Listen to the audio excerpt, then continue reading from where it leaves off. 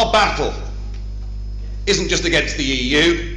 Our battle, if you think about it, really is against the political class in this country who've sold us down the river, but not just to the EU. Not just to the EU. I want to highlight, for those that perhaps haven't seen it, the recent extradition case of a businessman, a retired businessman called Christopher Tappin. Now, I have to declare an interest in this. I've known Chris Tappin for nearly 40 years, for nearly the whole of my life. We live close to each other. We were members of the same golf club. I knew his father, I know his wife, I know the children. So he is a friend of mine.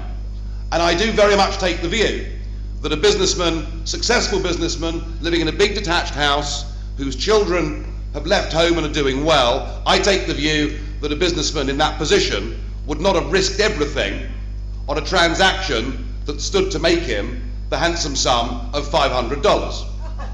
To me, it doesn't make sense. But actually, folks, the issue isn't whether Mr. Tappin has or has not done anything wrong. The issue is that a 65-year-old retired businessman who has never been in trouble with the law for the whole of his life in this country, indeed, he's only ever had one speeding ticket throughout his whole adult life, the issue is that that man has been extradited to America without at any opportunity being able to present his side of the argument, and without the American authorities producing any prima facie evidence at all. And that overturns every single good, decent principle of British justice that we have enjoyed since Magna Carta, and I put it to you that Tappin's extradition is an abomination.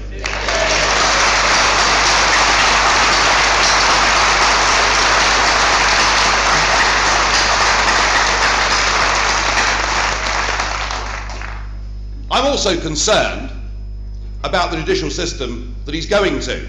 You know, I used to think of America as being the land of the free, but I'm afraid that when those towers came down and when George Bush said he was going to launch a war on terror, that has in fact now become a war on liberty.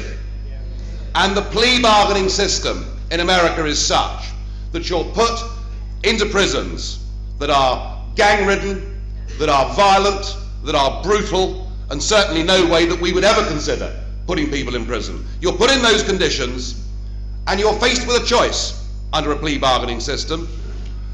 You're told that you may well not get to court for 4 years. So you'll spend the next 4 years on remand in one of these brutal prisons. You're told that your legal fees will be between $1 and $2 million. And you're told that if the jury finds against you, you face life imprisonment. Or you'll be told, under a plea bargaining system, if you plead guilty, you'll just get 2 years and then we'll let you go. Does that sound like a fair judicial system? Well, that is the world that my friend Chris Tappin now finds himself in. He's in just the most impossible position. I spoke to his wife on Thursday. He is being kept at the moment in a cell on his own. They've removed his books and his reading material. He's allowed out of the cell for 2 hours a day, but the lights are kept on for 24 hours a day. We're talking about really unpleasant and brutal conditions. It is quite wrong. But what have our government done about this? Worse than nothing. Worse than nothing. In opposition, the Conservatives made the point that this treaty was wrong. And of course, George Bush said to Tony Blair, jump, and he said, how high, didn't he? So we went to war in Iraq and we signed this extradition treaty. David Blunkett, who was the Home Secretary at the time, has now said that the treaty was wrong, that it was a mistake, and it needs to be changed. The Cameron government, in opposition, promised to change it. I have repeatedly begged Theresa May, the Home Secretary, to contact the US Justice Department and to say to them, would they please drop their objection to bail on the basis that this man has never had a criminal record and that this man does not constitute a flight risk. He's not the sort of guy that's going to do a runner. She's done nothing.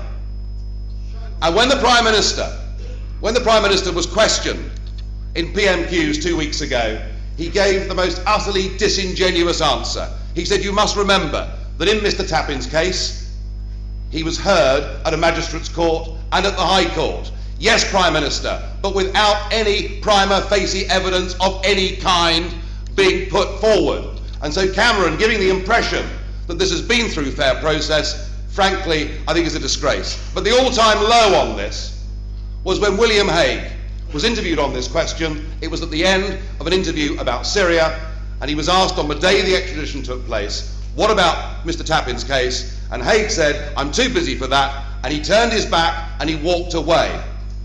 And what the British political class have done to freedom, democracy and liberty in this country is they have collectively turned their backs and walked away. Shame on them.